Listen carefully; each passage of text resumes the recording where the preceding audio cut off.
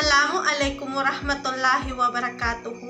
I'm Isnea Kamidun Salik. I'm a reporter to the topic of 6 writing process such as pre-writing, drafting, revising, editing, proofreading, and publishing. I will tackle there is concern and strategies. So let us proceed to macro skills in writing. Macro skills refers to the primary, key, and largest skill set relative to a particular context. In writing, the macro skills are the specific skills that are needed in order to make a good writing. They are also the process to achieve a good writing. So let us proceed to the concern and strategies of the 6 writing. The first is pre-writing. Their concern is, in this step, you plan what you are going to write. We do the following. So the first is choose the topic. You may choose the appropriate topic. So the second is identify audience and purpose. That appropriate of your words is a must. The next is brainstorm ideas. Think of anything and pick up the best idea from your mind. And the last is organize information. In here, highlight the main important details and write it according to its accuracy. So there are strategies of pre-writing. To be better pre-write, the following can be done. The first in pre-writing strategies is listing. It is just down important data and information of your words. The next is clustering. It divides the data into groups and grouping it according to its structure. The third is free writing. It is a part of brainstorming activity which allows your mind to construct information at a time. The last is looping. It allows your mind to access the information while creating of your writing. So the second in writing process is drafting. Drafting that concern, it is the actual writing of the paper. The information created during the pre-writing will be put into this. During drafting, lahat ng information ay sisimulan na nating i-organize, pero dahil na nga may pre-writing na tayo, mas mapapadali ang paglalagay natin ng ideas at dito napapasok ang actual writing. So there are the strategies of the drafting. The following are few tips in drafting or writing. The first is start with an idea. Think of a best way to start your writing and of course an idea. The second is organize. State your ideas according to its accurate writing. The next is contextualize. Now, language fixing later. Work on your content and start by contextualizing. The last is take advantage of word processing capabilities. Arrange your grammar errors and fix all of the inappropriate remarks. The next is revising. In this revising, the concern it is involved changing a document's content, structure, and organization.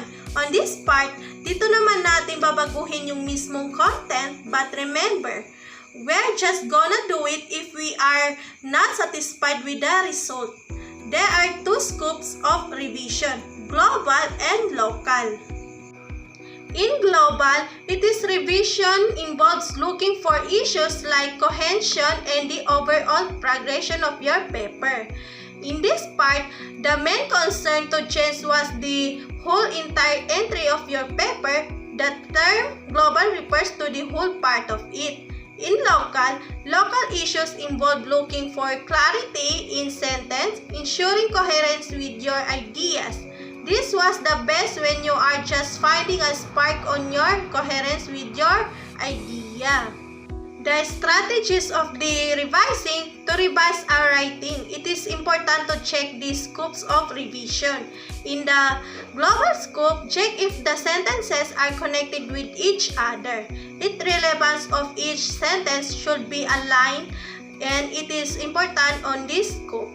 In the local scope, check if the construction of a sentence is written correctly. On this scoop, it focuses on the construction of sentences, write your sentences, and grammar correctly. So the next is editing. In this editing, the concerns of editing is in this stage, you should look for any grammar, spelling, or punctuation errors that have slipped through the cracks during the revising stage or that were introduced in your revision. The right punctuation mark is really important. It is so-called the second part of revising. So let us proceed to the strategies of the editing. The better edit and catch errors with the writing. It is a must to. The first strategies are read paper aloud. It allows yourself to read your own paper. Don't be shy to read it aloud. But that way you would get your own reaction on the words. You are right. So the last is ask a friend to read the paper, because when you ask others to help us understand our points, and also we would be able to get. So the next is proofreading. In this proofreading, the concern of this, it is the stage of writing process when the paper is evaluated for mechanical correctness such as grammar, punctuation, spelling, omitted words, repeated words, spacing and format, and typographical errors. And also you should proofread only after you have finished all of your revision. Sa part naman ito, it just like you're doing a finishing touches of your work. Correctness of your grammar is a must, but evaluating your way of writing was the highlight of it. So let us proceed to the strategies of the proofreading. So to proofread the writing, it is a must to. The first strategies is make sure that revision and edits are finished before proofreading. When doing a proofreading, all of the editings should be done. The next is work from a printout, not from a computer. Working points is a must. So the next is read very slowly. Read again after 10 minutes. So read, and read. That way, you would understand and remain important words on your mind. So the next is use handbooks and dictionaries. In these dictionaries would help you understand the terms you have not heard of.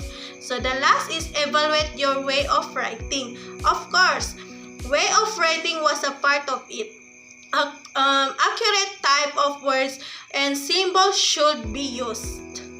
So let us proceed to the last part of the writing process, such as publishing.